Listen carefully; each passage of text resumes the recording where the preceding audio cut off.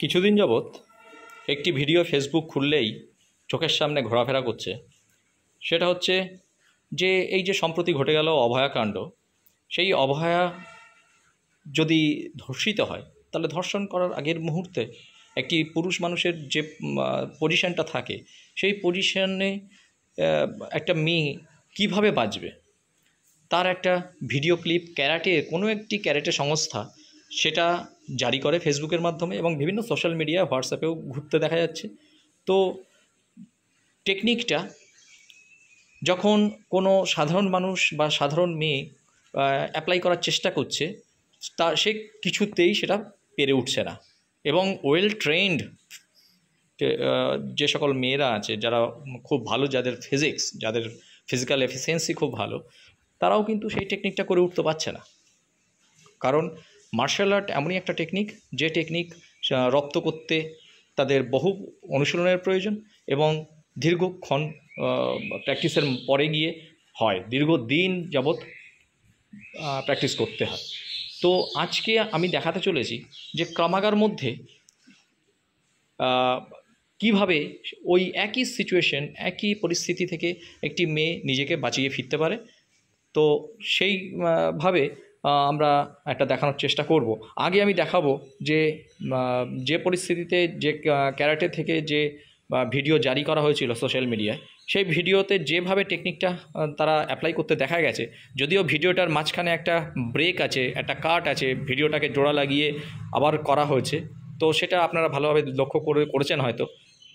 আমি কোনো রকম কাট না করেই এই ভিডিওটা করছি, আপনারা ভালোভাবে লক্ষ্য করুন কতটা সাকসেস হয় ওই ক্যারাটের টেকনিকটা, এটা দেখুন।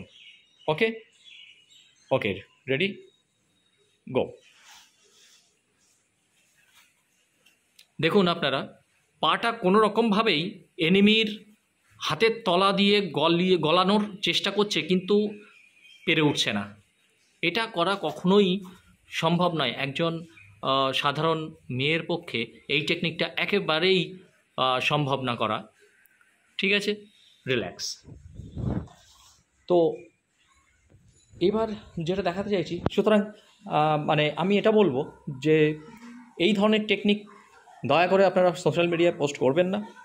যে টেকনিক মানুষের শিখতে বা সাধারণ মেয়েকে শিখতে অন্তত কয়েক বছর লেগে যাবে, সেই টেকনিক ইমিডিয়েটলি কাজ করার জন্য যথেষ্ট নয়।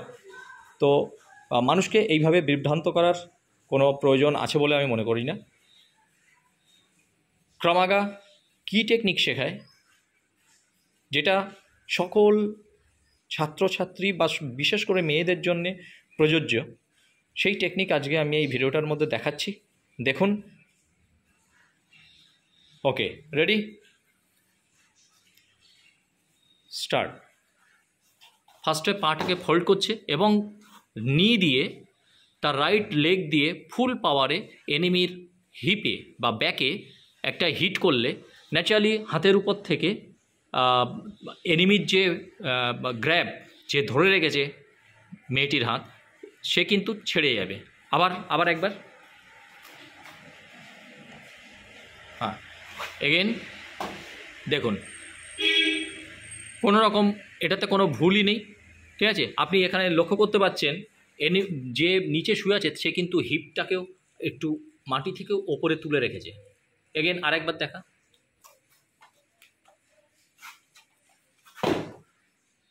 ওকে। এটা হচ্ছে ফার্স্ট, যখন হাত রিলিজ হয়ে যাচ্ছে।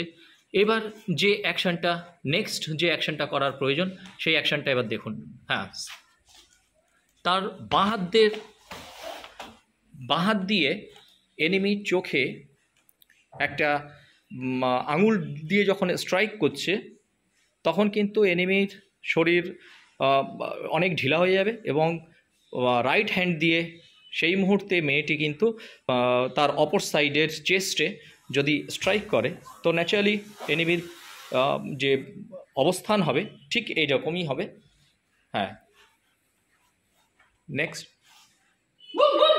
এবার এখানে গ্রোয়িং বা প্রাইভেট পার্টে ডবল পাঞ্চ করতে পারে বা হ্যামারে স্ট্রাইক করতে পারে, এমনকি এখানে এলবো স্ট্রাইকও, ডাউন এলবো স্ট্রাইকও করা যেতে পারে। হ্যাঁ, yes and then next position এবং এবং লাস্ট ফেস রাইট করে সে সেকশনে মুভ করতে পারে। ওকে, এবার কমপ্লিট অ্যাকশানটা একবার আপনি লক্ষ্য রাখুন।